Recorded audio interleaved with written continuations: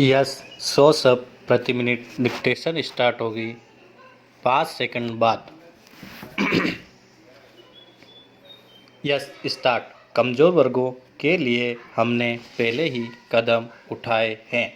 उच्चतम न्यायालय के फैसले के कार्यान्वयन के लिए हमने कार्रवाई शुरू की है। उल्लिखित समय सीमा का कड़ाई से पालन किया जा रहा है।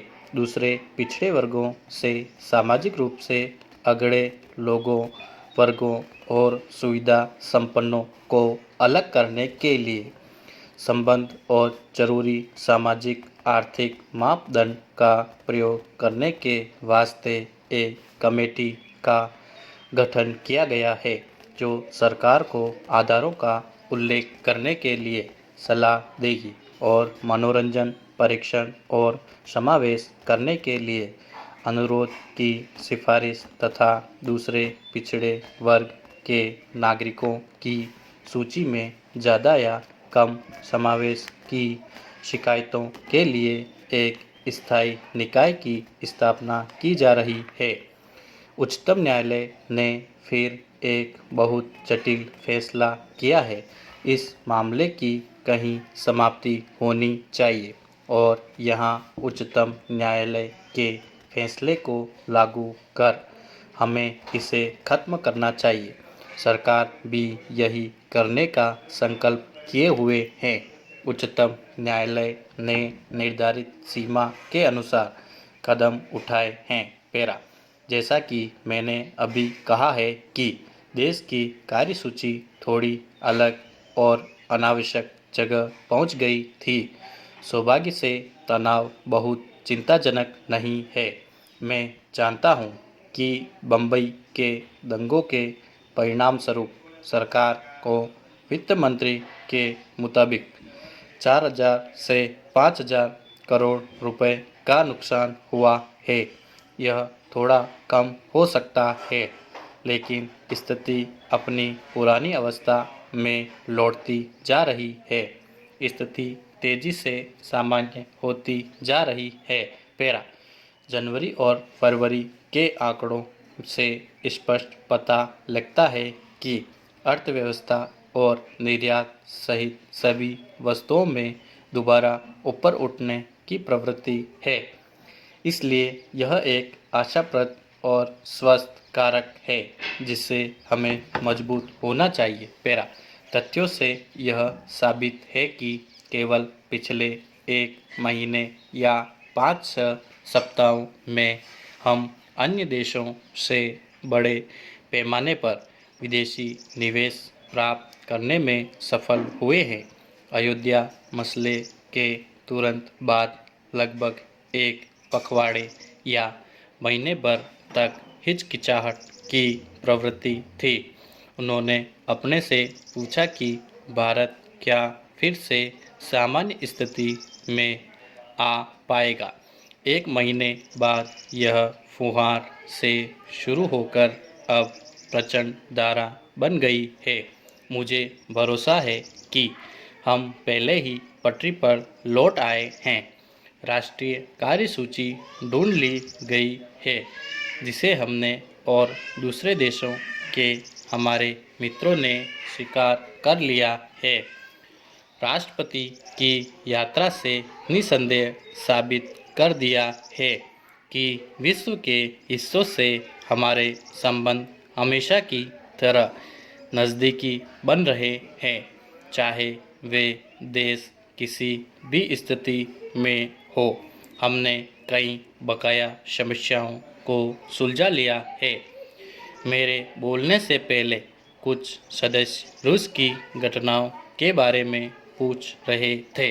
अब हमने रूस के साथ सभी बकाया सवालों को ज़्यादा या कम सुलझा लिया है।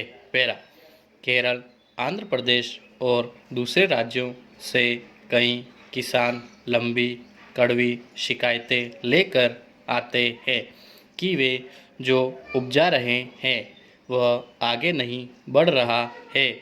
भारत सरकार हमारे लिए बाजार क्यों ढूंढती है? हमारे पास पूर्व सोवियत संघ के रूप में सिर्फ एक ही स्थापित बाजार है और वह भी पूरी तरह क्रियाशील नहीं है।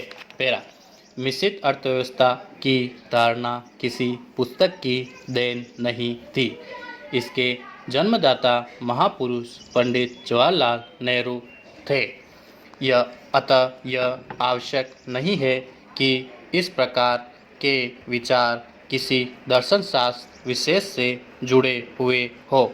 यह अच्छी बात है कि पंडित जवाहरलाल नेहरू के नेतृत्व में हमने कृषि को सरकार के नियंत्रण में न रखकर अपने लाखों लोगों का व्यवसाय बनाया। यदि हम सीधे सरकारी नियंत्रण रखते तो यह घातक सिद्ध होता। आज वही लोग यह मानते हैं कि हम सही मार्ग पर थे, परंतु जब वे स्वयं ऐसा कर रहे थे तो वे हमें गलत कहा करते थे। हमारे देश के लिए क्या उचित है यह निश्चित हमें करना या अपनी ज़रूरत के मुताबिक करना था और वही भारत का मजबूत पक्ष था। हम में सोचने, कुछ नया करने एवं उस पर अमल करने तथा अनुभव के आधार पर हम अपनी त्रुटियों का सुधार करने की क्षमता है।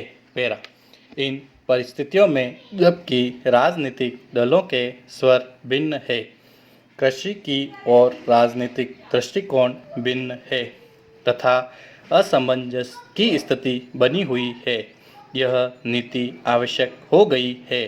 समय आ गया है कि हम इस विषय पर नीति निर्धारण करें और मुझे प्रसन्नता है कि इस पर चर्चा की जा रही है।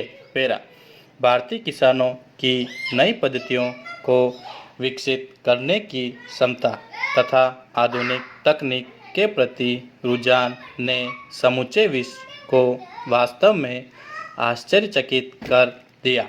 उन्होंने कभी यह नहीं सोचा था कि भारतीय किसान नई पद्धतियाँ विकसित करने में सक्षम है तथा उसमें समझकर उस पर अमल करने की इतनी अधिक क्षमता है। भारतीय किसान बुद्धिमान एवं शिक्षित है, जिसने मात्र पुस्तकों से ज्ञान अर्जित नहीं किया है, बल्कि उसे बीजों की रक्षा करना तथा अच्छे और खराब बीजों के बारे में पर्याप्त जानकारी है। उसे अपने तजुर्बे के आधार पर बहुत सी बातों का पता है जो कि किसी भी किताब में नहीं बताया है। यह बुद्धिमत्ता हमें अपनी पीढ़ियों के तजुर्बे के आधार पर प्राप्त हुई है तथा हम जानते हैं कि भारतीय अर्थव्यवस्था के लिए क्या बेहतर है। इसमें कोई संदेह नहीं कि आज हमारे पास वैज्ञानिक विधियाँ उपलब्ध है जिनको भारतीय किसानों ने लोगों की अपेक्षा के विपरीत सहर्ष स्वीकार कर लिया है। भारतीय कृषि सही दिशा में बढ़ रही है। किसान सदियों से अपना कार्य कर रहे हैं तथा वे इससे पूर्ण रूप से परिचित हैं। उन्होंने इसमें निरंतर सुधार किया है, अतः स्वाभाविक रूप से उन्हें कृषि के विषय में जानकारी है। भारत में कृषि स्वैच्छिक एवं स्वाभाविक कारोबार है। पैरा उर्वरकों के विषय में हमें कुछ ठोस कदम उठाने होंगे। किसानों पर उर्वरकों का इतना अधिक मूल्य थोपना उचित नहीं है।